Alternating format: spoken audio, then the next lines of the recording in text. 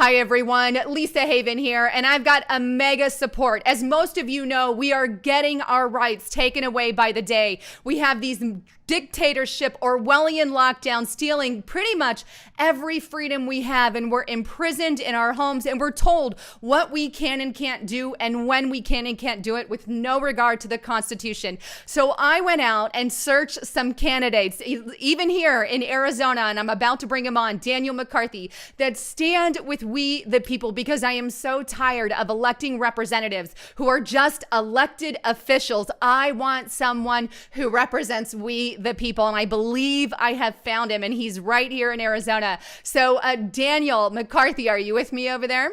Yes, I am, Lisa. Thank you very much for having me. Yes, I'm so excited you're here, and I'm excited to find someone like you, because you were there the other day at the rally standing against these lockdowns, and I thought, what an amazing, you're running for Senate here in Arizona against Martha McSally. I'm going to be voting for you, and I hope everybody listening does that also. But just to see your motivation to say, hey, this is destroying our economy. COVID-19 is being blown out of the water. And then on top of it, you've got many similar views to myself. You're against these red flag laws. You're on par with, say, Rand and Ron Paul. I would put you in that category, in my opinion. And so I completely support what you do. So first, I want to say thank you for creating the petition against these lockdowns. And if you're in Arizona and you've not signed that petition, it's going to be linked below, a petition to stand against the lockdowns. But I guess tell me,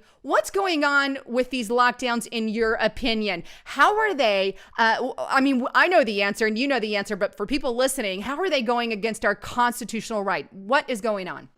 Sure. So the first thing we have to realize is that the left of this country has been working tirelessly. When I say the left, let's just be clear of what we're dealing with here. We're dealing with deep-seated, communistic, socialistic, progressive, whatever you want to call it, Marxist, whatever you want to call it. That's what we're dealing with. And they have infiltrated both parties. Obviously, mainly they've infiltrated the Democrat Party. And we've been watching now over the course of the past 20 years specifically, this desire to chip away at the healthcare industry in this country, because once you control the healthcare industry, you control the society. And that obviously what we're dealing with right now proves that point very well, I would say. So the left of this country has been working tirelessly to get the healthcare industry under in their pockets, and they've done so. So what I'm witnessing, in my opinion, is a complete maneuver, a backdoor maneuvering by the communist left to take over the healthcare industry, and they've done it. So what's next and what's coming is a desire to basically alienate people who will not take vaccinations, alienate people who will not play by the rules. And you're seeing that obviously play out very fast. So it's an imperative, and it's a responsibility, by the way. This is our responsibility as citizens to stand up in the face of this and fight back. And that's what I've seen you encourage from the get-go, from when I met you. Now, you mentioned the healthcare system. Here's a question I have. We were told in the very beginning by the federal government, by our governors and leaders, that we needed to lock down to save our healthcare system because they're going to get overwhelmed and the amount of patients that they had in. And then lo and behold, we locked down and our healthcare systems were so underwhelmed. They started laying off, and that happened here in Arizona. Our ER doctors, our nurses, our family practices are not getting enough traffic to support, staying in office. We have some of them closing. So now it's almost as if it's completely contradictory to what they originally told us. What's going on with that? What's going on is that, first and foremost, the virus is not anywhere near what they're claiming that it is. The virus itself is not as dangerous. It's not as hard to deal with. It is just a virus. It's a virus that probably goes around on a regular basis, on a yearly basis. We see similar viruses. So the virus itself is, first and foremost, not that bad to deal with. And then secondarily to that, the hospitals, no one's doing anything. So there's no car accidents, there's no broken bones, there's no sports, so the things that people typically have happened to them in the event of just normal day-to-day activity, since there is no day-to-day activity, it's not happening. So the hospitals have no one coming inside. So it's what we've done is again, we're practically bankrupting the hospitals, which again, it's nice that people aren't getting hurt, but that means people aren't living, right? My boys, by the way, are competitive wrestlers. Okay, they've wrestled their whole lives. There's no tournaments. You can't do anything. So obviously, as a result, there's no kids getting injured, which God forbid, but it happens. So this is truly remarkable. I have to tell you, it's. Did you see the Mercy, the boat that they put all together, the two boats that they put together, the Navy vessels, to facilitate these patients? They're already gone because all they had was one of them had like 3 patients, one of them had 175. Don't quote me on the exact numbers, but there's no one needing this type of intensive care for this virus because the virus, you can fight it off. Most of us probably have, or most of us probably will, rather. So it's a shame, Lisa. It's the biggest hoax in American history. Yeah, and that's the thing. I even went and there was, I think it was Seattle again. Quoting off the top of my head, in Seattle, they built an entire, a bunch of beds. The military did. They got involved. They built beds. Not a single patient was seen, and they tore the whole thing down. And it's like, okay, this is above and beyond. And here we are crashing our economy. And then I see the long lines. I mean, there was people getting up at 2 a.m. to wait in line to get food at the food banks because they've lost their jobs. And some of our food banks are running short on supply. There's only so much they could give, and people right now aren't at the mercy to give out their food. We're keeping it more or less because we're worried about what's going on. And so we have people that are trying to get food for their families waiting in these food lines. And so all these repercussions, and I can't even tell you how many people are like stressed out because of what's going on. I can't go to work. I can't do my job. And then you have special needs kids. Like I know a lot of people who have special needs family. These kids don't understand why I can't go to school, why I can't go to the park, why I can't get on that swing, and so it's really putting issues on them. Meanwhile, out of pure fear over this virus, we have this chaos, if you will, going on. So what is your take overall? Because we know that they're inflating the death count in the fact of, let's go to the cdc.gov on their own website. They admit, right, that they are adding presumed cases. What's your take on that? It's fraud. It's all about the money. It always is. You're watching medical fraud happening to try to get as much money into the hospitals as possible. The state governors are doing the same thing. They could care less about the constitutional rights of people. They want that government money to come into their state. You're going to see a tremendous amount of deficiencies here in state governments where they can't afford to function any longer. And that's exactly what we need to see. My recommendation to everyone watching is we need to bleed these people of their tax dollars. The government is irresponsible. It's criminal what they've been doing. It's absolutely criminal. So the challenge now is that we are dealing with, again, we are dealing with such the magnitude of the problems that we're dealing with are so extreme. We're going to have small business owners that will never be able to reopen. That's obviously that's one of the ramifications. But we're going to deal with a whole different type of society. 50% of our population is brainwashed. I mean, I was driving down the road. I saw 2 people walking down the street with masks on. They were walking down the street. They were outside. This is mind-boggling. So I think from a society perspective, we're going to see some changes like we've never witnessed before. And I'm not fearful. I think there's always a silver lining. I'm optimistic. I have 4 kids, so I don't have a choice but to be optimistic. And I think that there's a lot of good that's going to come out of this too. But we can talk about that maybe at a later date. But yeah, Lisa, I have to tell your audience and I have to tell you that elections have consequences.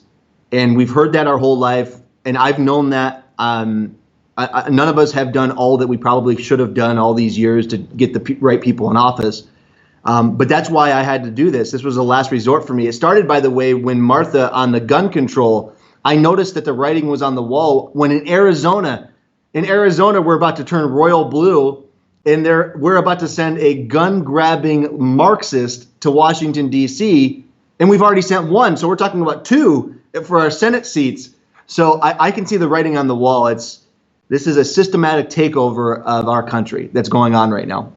I agree 100%. Now, what do you think if we continue these lockdowns? What is America going to look like? I mean, a lot of people speculate, well, we're locked down until, well, here in Arizona, April 30th, to be determined, I guess. But, and then that could change. But what kind of repercussions, even with these phased openings that we're talking about, is that going to have on our economy, in your opinion?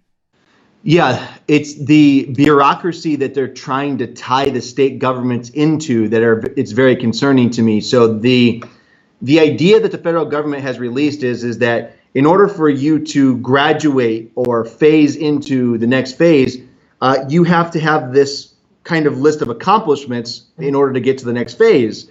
So in essence, what the federal government's wanting us to do is to tie our states into this endless cycle of bureaucracy where at any point in time, if a new virus pops up or if anything happens, they can say, oh, we got to go back down to phase one. We've got to lock down our government. We got to lock down our society again.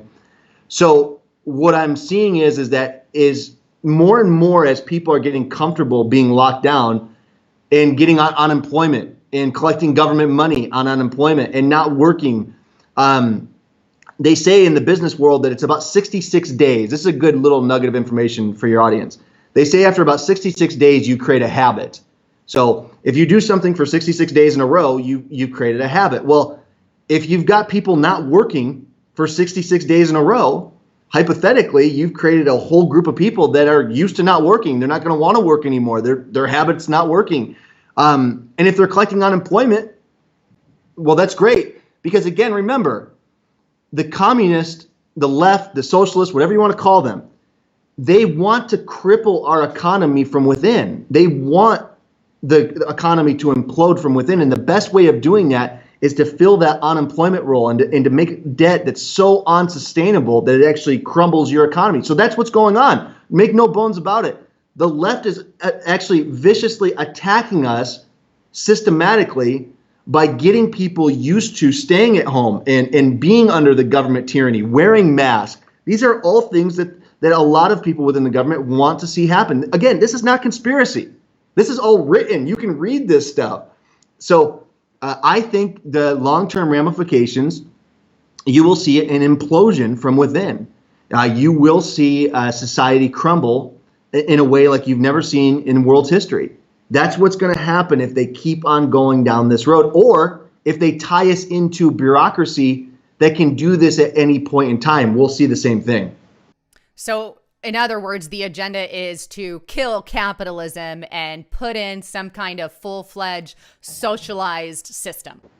Absolutely, 100%. Do not mistake it. It's undeniable that the goal with this is to forever change the society, fundamentally change the United States of America. And that's something that I've warned about for the past couple of years, because you slowly see it implementing. However, now with this pandemic, this virus that's been blown out of the water, it's accelerated 100-fold. Like I've never seen it before. Now, you mentioned the lockdowns, obviously could be extended, could go on. Do you think it's possible, say even next year, say we have another uptick of the flu, that they could start lockdowns in the future and make this more of a normal thing? Absolutely. We've just created a whole new way for the bureaucratic state to implement control. And it's going to be really hard to stop this in the future if they decide to do it again. I mean, imagine for a second if Obama had done this during his administration. Right now, I can tell you, you and I wouldn't be talking on our computer screens, would we? We would be out on the streets, right? Right now, we have Trump, and I think most people say, okay, well, we have a shred of confidence that there are some level heads that are letting this play out. However, what type of precedence has been set? To your point, what's going to happen next year or the year after? God forbid we have someone like Joe Biden in there or another type of bureaucrat in there. This is crazy what we've allowed to have happen. It's unsustainable. And this is my plea to everyone in your audience. The government doesn't have the authority to do this stuff. They actually are outside the bounds. By doing nothing, we're actually, again, violating our civic duty. Our job is to remind them that they don't have this authority, none of it. So legally, they do not have the authority to do what they're doing. So Lisa, to your point, whatever they plan on doing is not what's going to happen, because I can tell you Americans are standing up more and more every single day. People are waking up. So I have confidence that we're going to get through this, and we're going to break that cycle of bureaucracy that they're trying to put in place. I sure hope so. And that's why I want to encourage people, go to demanddaniel.com. I'm going to leave that in the description box below. And that's demanddaniel.com because he's one of the few that is standing up for the rights and saying, look, we don't have the authority to step over your Constitution this way. This is against the Constitution, against what's going on. And if we don't start electing the right people, then we're going to have utter chaos. Like you said, if Joe Biden gets in. And that's what I've been warning people about. I said, this isn't going to stop in a month or two. Yes, the phases will go on, but they're not going to stop even in a year. They can rephase it. They've already, and I've proven this with the Trump's guidelines, they included the flu along with COVID-19 and said, you can't go down, you can't unlock unless you have both of them in a down curve. So I'm thinking, well, what was the point of that unless you plan on doing it later, right? That's right. That's right. The time for talk is over. Everybody on our side has been very nice. We need to send them a pink slip in November. We need everybody to make sure the right constitutional candidates get in office. We need to demand that those candidates get in office. They're everywhere. People like me are everywhere. They're good candidates. They're grassroots candidates. You can tell by their financial reports, okay? You can tell who supports who. I have no corporate donors. I have no one benefits from Daniel McCarthy going to Washington, D.C., except for the Constitution and the people that support the Constitution. So find those candidates wherever you are and get behind them, and let's recycle the politicians in Washington, D.C. quickly here, please. Yes. Amen. Well, with that, any concluding thoughts? I shared your information. Any other additional things that you have to share for them? Yeah. The thing I would say to everybody is, I know this is kind of cliche and I know that it's tough, but this is the time to pray. This is the time to think deeply in regards to the future of our country. This is the time to ask God for mercy. And this is the time to understand that God will raise up our friends to fight our battle for us. Do not be afraid. Do not be nervous. Do not be in fear of our government. We will fight back. It's our government. We control them. They do not control us. We will stand in the face of this. We will confront it. We will get through this, and our best days will be ahead. But all of us need to work together. No more drama, no more nonsense. They're coming after our firearms. They're coming after our way of life. And right now, they're very close to getting everything under their control. So please, I'm begging you, everyone, please find those candidates that you can support, get behind them, and let's recycle Washington, D.C. quickly, okay? And thank you very much, Lisa. You guys are Lisa, you are the best. You are a patriot. I love watching your show. I love your audience. And I'm telling you, a lot of people are happy that I'm going to be on your show, by the way. I mean, a lot of people were very excited about this interview. So thank you very much. Oh, good. Thank you for coming on. And thank you for being one of the real candidates, because they're few and far between. They're hard to find, I know. Well, thank you again for tuning in. And I plan on bringing him on sometime later in the next couple of weeks so you guys could get more insight. But all the information, demanddaniel.com, in the description box below. Check him out. See how you can support coming up. Anyhow, thanks again for tuning in. I'm Lisa Haven, and that was Daniel McCarthy signing out.